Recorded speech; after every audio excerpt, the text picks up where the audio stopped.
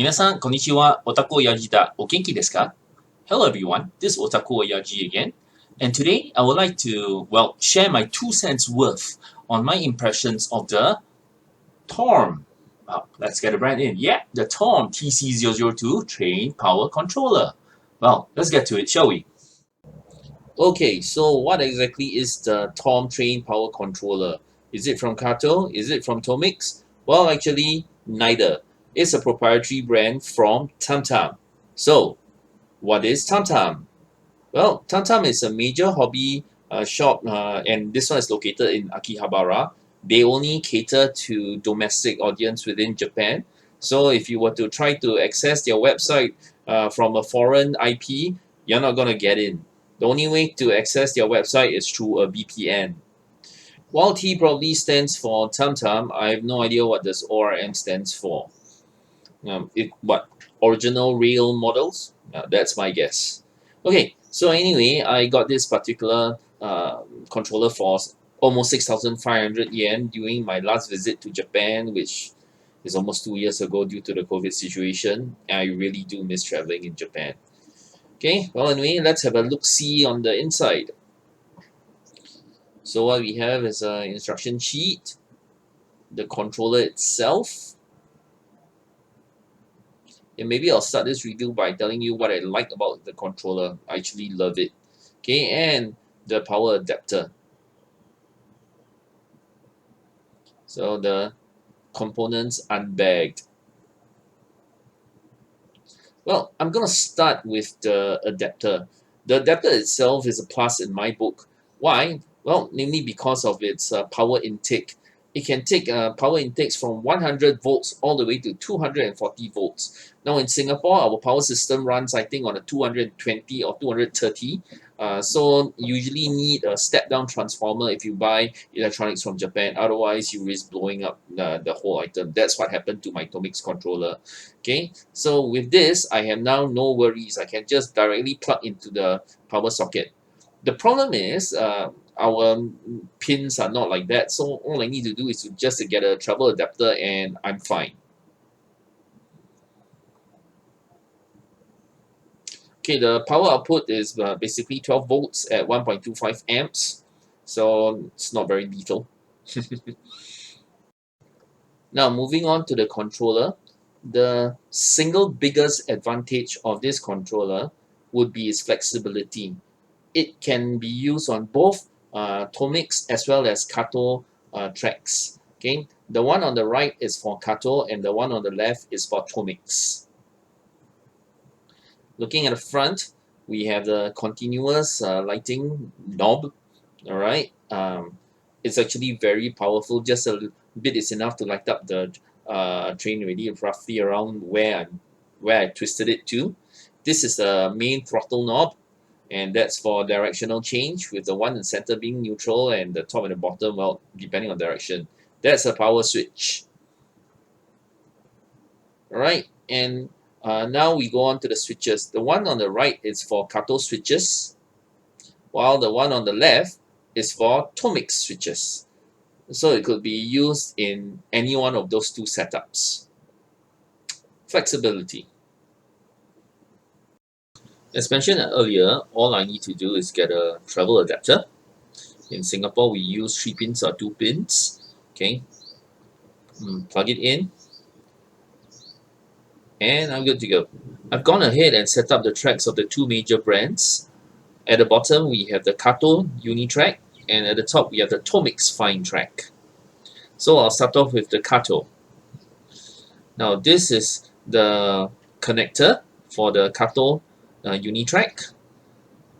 So all I need to do is to simply push it in. You'll hear a click, and power on, and we're good to go. What I have on the tracks is the Kato E353 Azusa.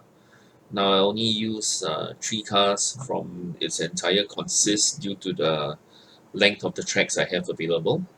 Alright, so I'll start off by increasing the continuous lighting power a little, and you can see that the lights are on. But the train is not moving. Now I apply some power, just a bit, And you can see the train is already moving. Reverse direction, well, all opposite direction. And that's the E353 on the Kato Unitrack. Now let's move on to testing the TORM on the Tomix Fine track. So this is where the connection goes in. Again, I have the E353 on the Tomix track. So first applying a bit of power on the CL. It lights up. Train's not moving. Okay, I set it to forward direction. And then now I apply power. You may wonder how come the direction seems to be reversed between the Tomix and the Kato. It's just a simple issue of how the power cables are oriented when they're connected to the tracks. Now let's move on to the switches. Since I'm a mainly Kato track guy, I only have Kato switches, and this is how it looks like.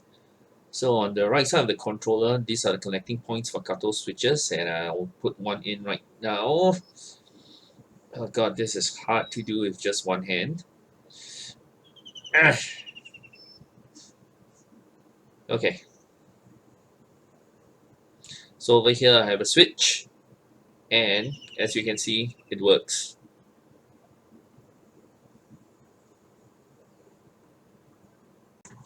The TORM controller is wonderful, but why am I not replacing my Kato Power Pack Hyper DX with the TORM controller? Well, several reasons. First of all, this is a small issue, is actually the control knob itself. On the Kato, there's a clear demarcation, but on the TORM, there isn't. So what I did was I had to stick a white tape on in that area to let me know exactly where the power notch is. Okay, so that's one thing. Now the second thing is actually control. Watch this. I'm not touching the throttle, only powering up the lights. No throttle, only lights. Let's see what happens.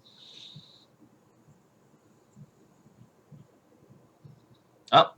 Do you see that? The train moves almost immediately as the lights comes on. There's no window just to have the lights on. All right. Now this is due to the nature of the motor in this particular train set. Okay. Once again, you can see I'm just only moving that. I'm not touching the throttle. I'll go in the opposite direction. Same thing. Okay, so as I was saying, this is dependent on the train set as well as the cleanliness of the tracks. If you have very clean tracks and you have very responsive motors, just like the Green Max, this is what happens. All right, and one final thing is because I'm actually using 12 volts LED strips, because they don't come in anything less, and the motor runs on a 12 volt. So actually the envelope, or rather the window between the lights powering up and the motor powering up is very small indeed. Now I've switched over the TORM controller to my inner track. On it is a Chiyoda Chikatetsu 6000 series, and it's fitted with Kato Imperial lights, not the custom LED lights. Now these Kato lights operate on 5 volts. Okay, so as you can see, even if I were to crank up the power to the second notch, the train doesn't move. All right, only when I pushed it up to the third, that's when it started moving a little bit just now. And now I applied power to the throttle. So if you use factory lights from Kato or Tomix, TORM is actually fantastic. Newsflash, I just discovered that this controller is actually available on Hobby Search. Yes, the price is slightly more expensive than what I paid for, roughly 700 yen more. But hey, you don't need to travel to Japan to get it. So yeah, to me that's a pretty good deal. Now, disclaimer, I'm not getting any benefits from Hobby Search. I'm not getting any advertising money from them or any discounts at all. This is just a public service announcement. So if you think that the controller is good, go for it. I'll provide the link down below. In contrast, the my Kato Hyper DX Power Pack allows me a lot of fine control through the continuous lighting system.